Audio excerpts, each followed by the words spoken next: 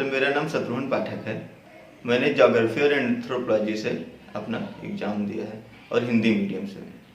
मैं अपनी strategy Delhi knowledge track पर की और इसको मैं आज विस्तार से बताऊंगा कि किस तरीके से हमने जॉब करते हुए अपनी पढ़ाई को कंटिन्यू रखा और सफलता प्राप्त की।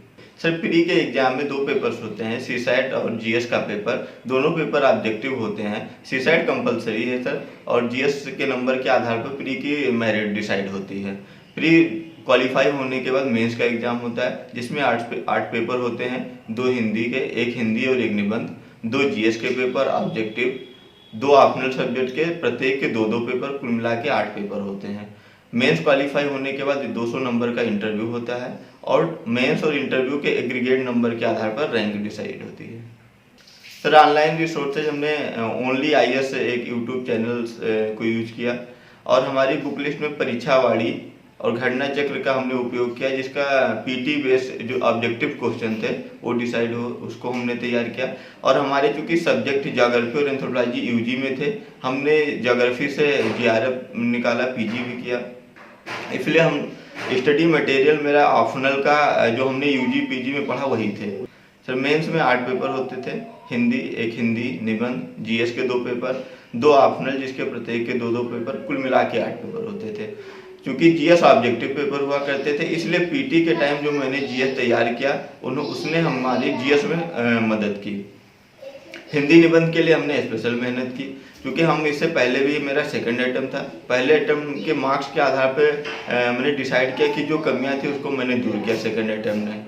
और ऑप्शनल के सब्जेक्ट चूँकि मेरे यूजी के भी सब्जेक्ट थे, इसलिए मुझे एक अनुभव था कि उसको कैसे लिखा जाए और कैसे उसमें अच्छा नंबर गेन किया जा सकता है। हिंदी के लिए जो कंपलसरी हिंदी है उसके लिए हमने आदित्य पब्लिकेशन का उपयोग किया और सर के एक क्लास नोट्स का उपयोग किया। निबंध के लिए न्यूज़पेपर्स, मैगजीन्स और कुछ क्लास नोट्स के प्रिंट मटेरियल को हमने कंबाइन करके उसका उपयोग किया। जीएस के लिए हमने परीक्षावाड़ी और घटना चक्र की बुक्स का उपयोग किया। ऑप्शनल सब्जेक्ट के लिए जो हमारे यूजी में हमने बुक्स यूज की थी, उसी का हमने एक कंसाइज नोट्स बनाया और उसी का उपयोग किया। नौकरी करने के साथ सुबह हम 1 से 2 घंटे टाइम निकालने का प्रयास करते थे और शाम को जॉब से आने के बाद हम और कार्य को छोड़ के बेसिकली एक परिवार का सहयोग था कि हमको केवल पढ़ाई पर ओरिएंटेड रहते थे हम, और घर का और सारा कार्य मेरे परिवार के सदस्य करते थे। इसलिए शाम को हम 3 से 4 घंटे अपना टाइम निकाल लिए और इस तरीके से 5 से 6 घंटे हमको पर डे मिल जाता था समय, जिसमें हम अपनी स्टडी कर सकते थे। सर हमने इंडिविजुअल क्लासेज ज्वाइन किया। जब मैं ग्रेजुएशन में अपना एडमिशन लिया बीए फर्स्ट ईयर में, तब मैंने एक क्लास की इंडिविजुअल क्लासेज, फिर सेकेंड ईयर में, फिर थर्ड ईयर में। इस तरीके से मैंने तीनों साल एक इंडिविजुअल क्लासेज की और मेरे जो सब्जेक्ट थे उससे हम तैयार किए। 2 सब्जेक्ट में, जैसे पॉलिटिकल साइंस और ज्योग्राफी मेरे सब्जेक्ट थे ग्रेजुएशन के।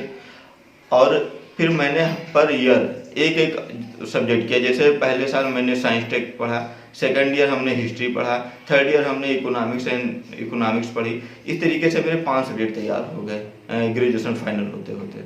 सर मैं टेस्ट सीरीज ज्वाइन किया और टेस्ट सीरीज में हम क्वेश्चंस लिखते थे, फिर उसका जब इवेल्युएशन होता था, एक कोचिंग वाले भी करते थे और खुद से भी हम करते थे कि हम उसमें कितना अच्छा परफॉर्म कर पाए, और उस आधार पर फिर हम उसको दोबारा फिर लिखते थे घर पे, ताकि हम उसमें अच्छा परफॉर्म कर सकें। सर इंटरव्यू की तैयारी हम जॉब में उस टाइम थे, इसलिए हम किसी कोचिंग को नहीं कर सके इंटरव्यू तैयारी के लिए। उसके लिए हमको सीनियर्स ने हेल्प की कि आपको कैसे इंटरव्यू में इंटर करना है, कैसे वहाँ कंसाइज मैटर में जवाब देने हैं छोटे कुछ ही शब्दों में।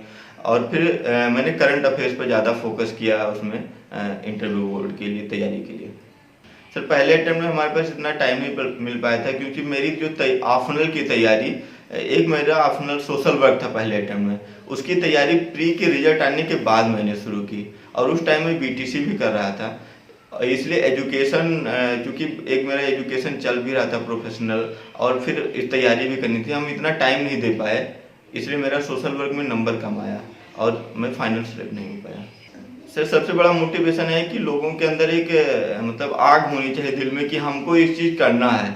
जब तक उनके अंदर से फीलिंग नहीं आएगी कि हमको हर समस्या समाधान करके हमको टारगेट करके पढ़ना है, तब तक थोड़ा प्रॉब्लम होती है। इसलिए हर व्यक्ति के अंदर, हम चाहते हैं हर स्टूडेंट के अंदर एक इतनी अंदर से आग हो कि हम एक टारगेट करके कि इस टारगेट को हम इतने दिन में अचीव कर लेंगे। और इससे क्या होगा कि बहुत सारी चीज़ें वो सेकेंडरी हो जाएंगे, उसका एजुकेशन प्राइमरी हो जाएगा। और हमें उम्मीद है कि प्रत्येक स्टूडेंट को जो तैयारी कर रहे हैं उनको इसमें मदद मिलेगी तैयारी के दौरान। और खासकर ऐसे स्टूडेंट को जो ग्रामीण परिवेश से हैं, पिछड़े परिवेश से हैं, उनको विशेष रूप से।